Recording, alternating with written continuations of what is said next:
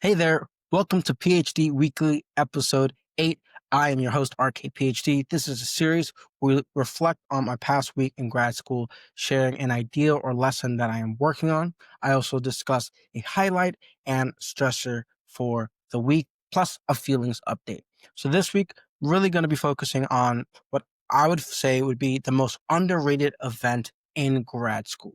You can go about networking. You can learn what's actually happening at your research institute, and you can even find collaborators or even get feedback on the project you're currently working on. So let's go ahead and talk about it. But first, feelings update.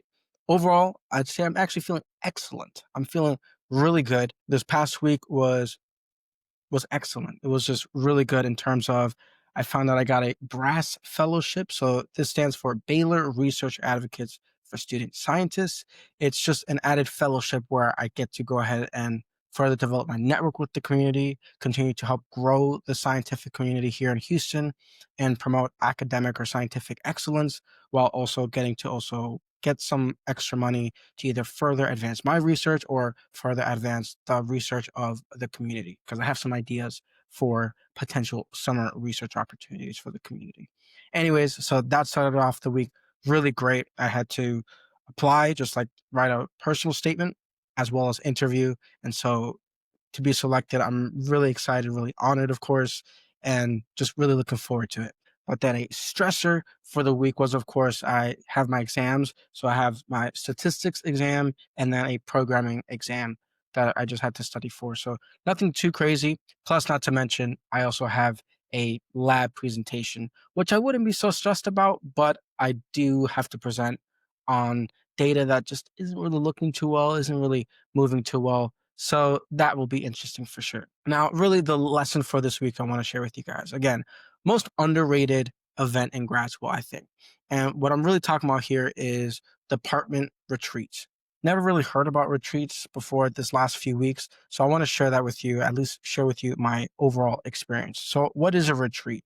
A retreat you can think of as a really small baby picture of a conference with either your department, if it's a department retreat, or with your PhD program.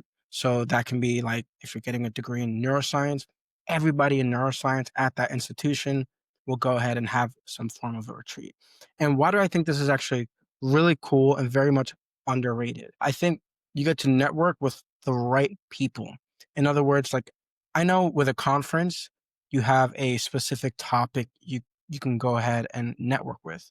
But I think when you go ahead and go to a retreat, it's even more niche down. So you can actually network. You have an excuse to really just talk to other people in the area of research that you're conducting your research in.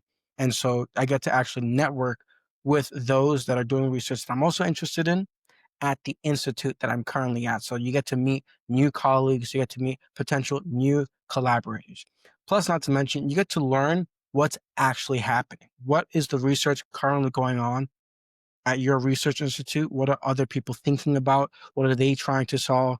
You get to really be at that front edge, that forefront of what research is actually happening in your field. And I think that's really, really cool. Plus, ideally, if it's a new researcher, you have an excuse to not only ask them about the research, but potentially create this new network, this new partner in crime, hey, wow, yeah, I really appreciated your poster on this. Can we chat more? You can follow up, meet up with people after the retreat as well. And then you start to make new connections. Hey, I remember you from the retreat. How's your project going? Actually, I need some help with X, Y, and Z. Can you help me out? Or maybe you can help them out. And I think it's a really fruitful event and very easy, low standards in terms of having to network because you're all there, you're all working towards the same thing. Plus, if you're currently working on a project, you can get immediate feedback, and then you can even follow up with either that professor or that student later on if you really want to. I know for me, because I'm currently rotating in a microbiology lab, I got to go to the microbiology retreat, of course, but I got to also learn about other potential rotation projects or rotation labs that I might want to be interested in checking out. So I thought that was really cool. And so the overall retreat, how does it actually work? So I found out about this retreat maybe a week or two before it actually happened.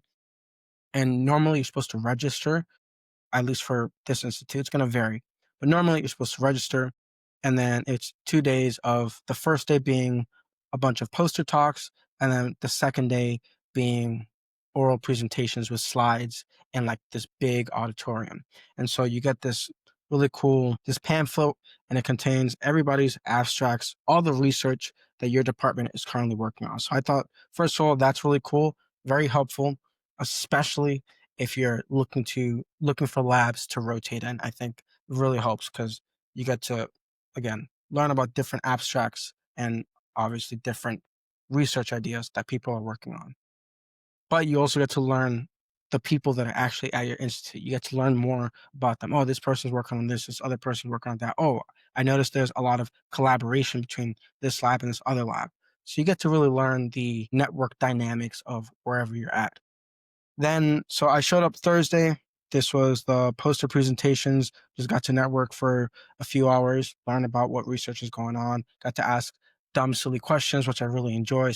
And I find at poster presentations, that's like the perfect time to just ask as like specific and as small and as like silly of a question as possible, because the person presenting their poster, you can just have more of like that one-on-one connection and conversations. Okay, what does this new term mean? What does that term mean? Okay, why this? Why that? Why do you think of it this way? Why do you approach it that way? Then Friday was an all-day event where it's more oral presentations, again, slides.